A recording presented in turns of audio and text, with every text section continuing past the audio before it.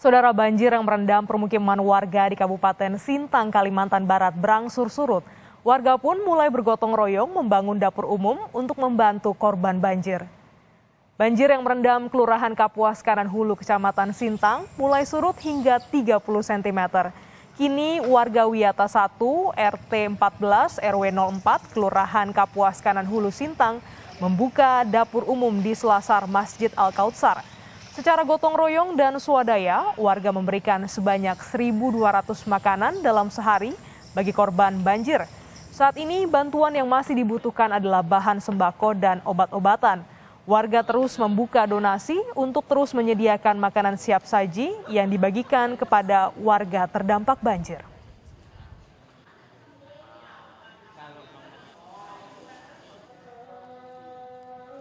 Untuk mengetahui informasi terkini dari banjir di Kabupaten Sintang, Kalimantan Barat, melalui sambungan telepon, kita telah terhubung dengan penanggung jawab lapangan Satgas Banjir Sintang, Letkol Kuku Suharwiono.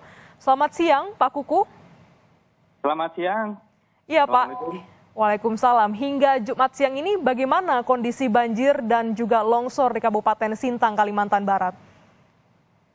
Untuk kondisi banjir memang sudah ada penurunan surut ketinggian airnya sampai dengan 30 cm. Per tanggal 11 November kemarin ada 8 kecamatan yang masih terdampak, 86 desa dengan jumlah pengungsi sekitar 6.500 orang.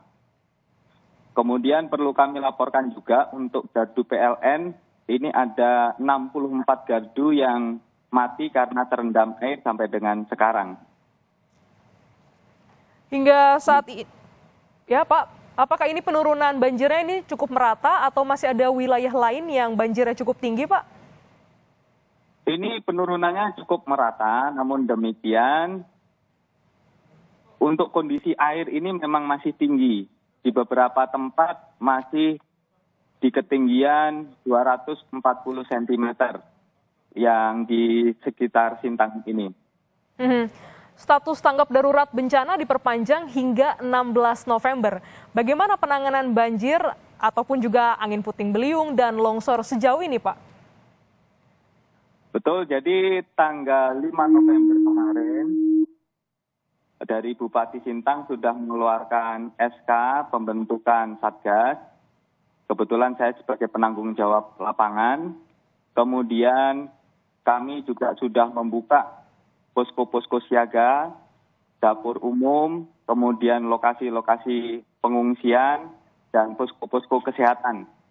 Seluruh elemen masyarakat, baik instansi pemerintah maupun non-pemerintah, swasta maupun dari organisasi massa kemasyarakatan, semuanya kita rapatkan untuk mengatasi banjir ini, dan posko pun setiap hari melakukan rapat koordinasi di mana lokasi-lokasi banjir yang masih terdampak, di mana yang memerlukan bantuan, apa bantuan yang ada sampai dengan sekarang, stok beras, stok BBM, kemudian bagaimana untuk penanganan air bersih dan lain-lain.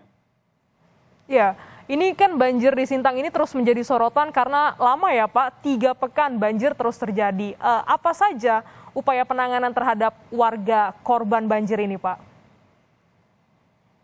Kalau penanganan dari korban banjir, selain diberikan sembako, bantuan dari pemerintah, juga kami membagikan nasi-nasi kotak. Banyak dapur umum mandiri yang didukung dari warga masyarakat, ini membagikan kepada warga yang terdampak. Selain itu, dari Dinas Kesehatan juga melaksanakan puskesmas keliling bersama dengan tenaga kesehatan yang ada di Sintang sini. Mulai dari Denkes Sintang, kemudian ada dari puskesmas, ada dari Stikara, mahasiswa, dan Tagana, Basarnas, semuanya kita koordinasikan. Pembangunan dapur umum secara swadaya dan distribusi makanan ini dilakukan. Tadi Bapak menyebut ada puskesmas keliling. Bagaimana update-nya? Adakah warga yang mulai terserang penyakit akibat banjir ini, Pak? Untuk warga yang terserang penyakit memang ada mulai merasakan gatal-gatal, kemudian diare, dan ini sudah kita sampaikan kepada Dinas Kesehatan dan kita bahas di posko terpadu dengan harapan mereka bisa tertangani apabila ada kebutuhan obat yang tidak bisa dijangkau oleh warga. Kita yang mendatangi warga itu dari rumah ke rumah, dari tempat pengungsian ke tempat pengungsian menggunakan perahu karet, sampan, atau menggunakan truk yang tinggi.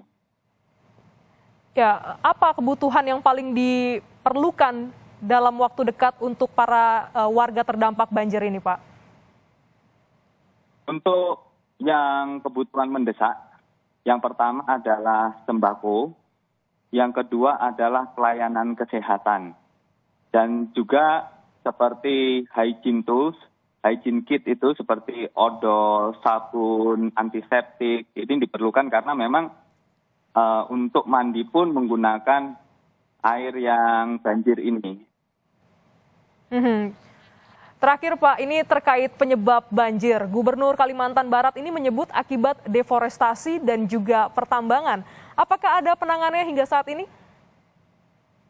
Kalau untuk masalah deforestasi dan pertambangan ini, saya selaku penanggung jawab lapangan bencana banjir mungkin kurang pas untuk menjawab itu. Mungkin Bapak Gubernur yang lebih tepat untuk menjawab itu sebagai perwakilan dari Pemda Kalbar.